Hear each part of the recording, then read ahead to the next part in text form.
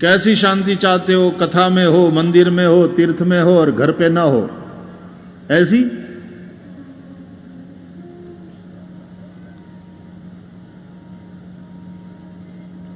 आज हो और कल ना हो, वो वाला सुख चाहते हो?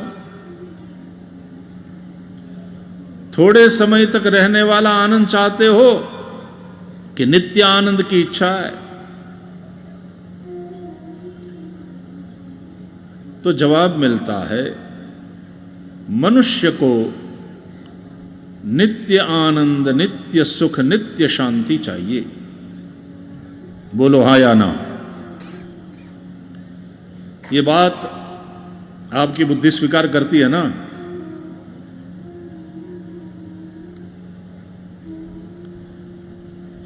अब यदि ये बात है तो एक और बात सुनो कि जो सुख स्वरूप है उससे सुख मिलेगा कि दुख रूप से सुख मिलेगा?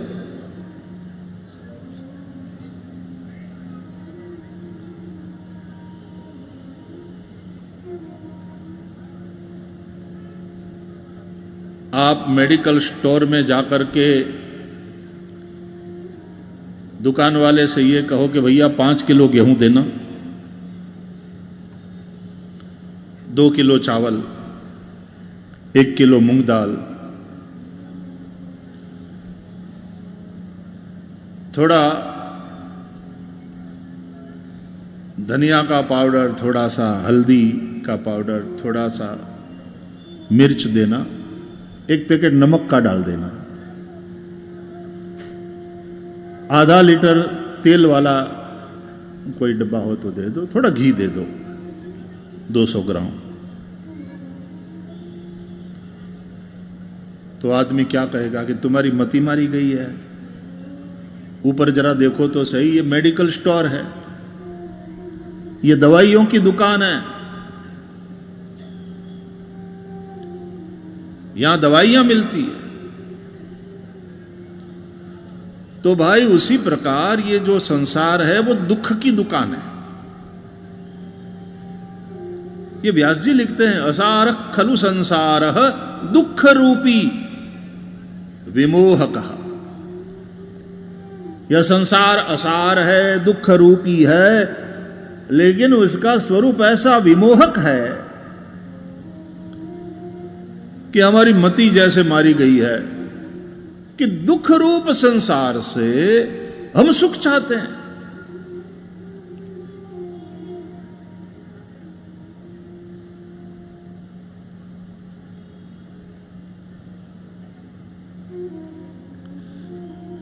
जो अनित्य है उस संसार से हम नित्य की कामना करते हैं।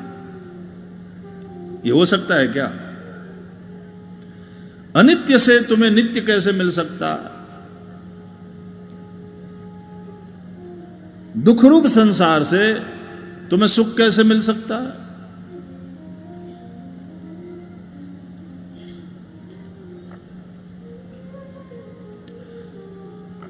संसार में, विषयों में, पदार्थों में सुख दिखता है, होता नहीं।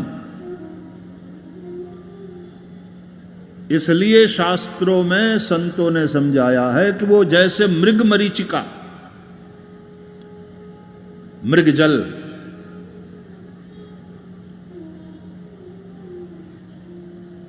दूर दूर पानी दिखाई दे रहा है, होता नहीं, और प्यासे मृग भाग भाग करके थक जाते हैं, मर जाते हैं, पानी मिलता नहीं, प्यास बुझती नहीं, क्योंकि वो मृगजल है, वहां पानी दिखता है, होता नहीं है।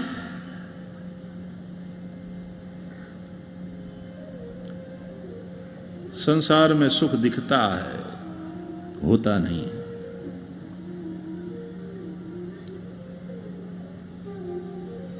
हमको लगता है कि पुत्र सुख दे रहा है, पत्नी सुख दे रही है, पति सुख दे रहा है, बंगला, मोटरकार, संपत्ति, जो समाज में हमारा नाम है, ये सब चीजें सुख दे रही हैं।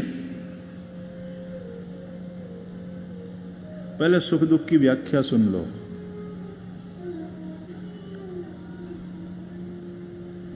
मन का जिसमें आनुकूल्य है वो सुख है।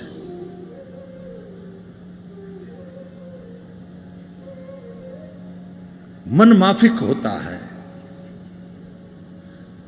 मन के अनुरूप होता है, तो वो सुख दे रहा है ऐसा प्रतीत होता है।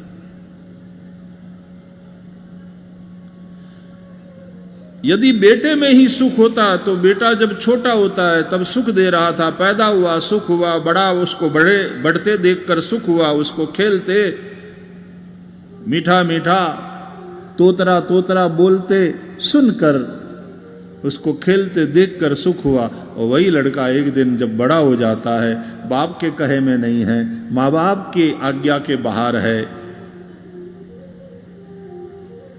कुसंग का शिकार हो गया है, नशा करने लगा है, माँ बाप की सुनता, अब वही लड़का तुम्हारे लिए दुख का कारण बन गया कि नहीं? यदि लड़के में सुख होता, अच्छा मिश्री मीठी है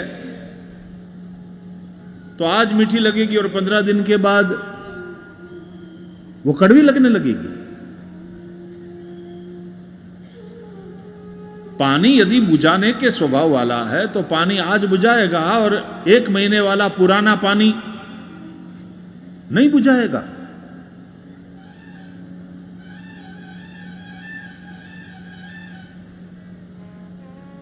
तो वो लड़का जो पहले सुख दे रहा था वही लड़का बाद में दुख का कारण बन जाता है। इसका मतलब यह हुआ कि उसमें सुख था ही नहीं,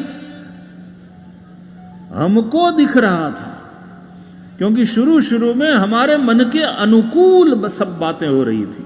अब जैसे ही मन को प्रतिकूलता उसमें दिखाई दी, दुख का कारण बन गया।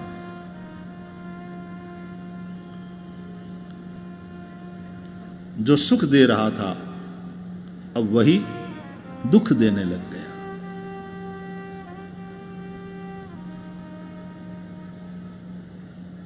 तो संसार में सुख है ही नहीं, और फिर संसार अनित्य है।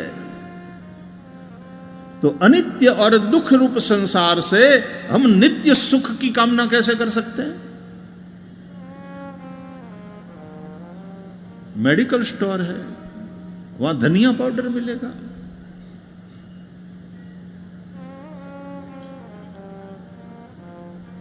भैया एक पान मसाले वाला बना के देना, मेडिकल स्टोर वाले को ये बोलोगे?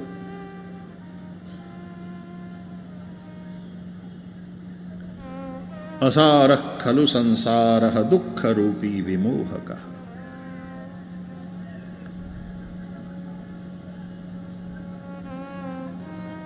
जो संपत्ति सुख दे रही है वही संपत्ति परिवार में क्लेश का कारण बन जाती है।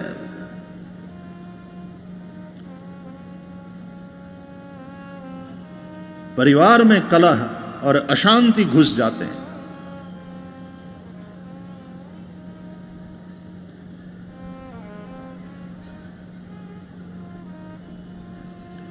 इसलिए जो नित्य है उसी से नित्य की आशा करो। जो सुख राशि है उसी से जुड़ोगे तो सुख मिलेगा।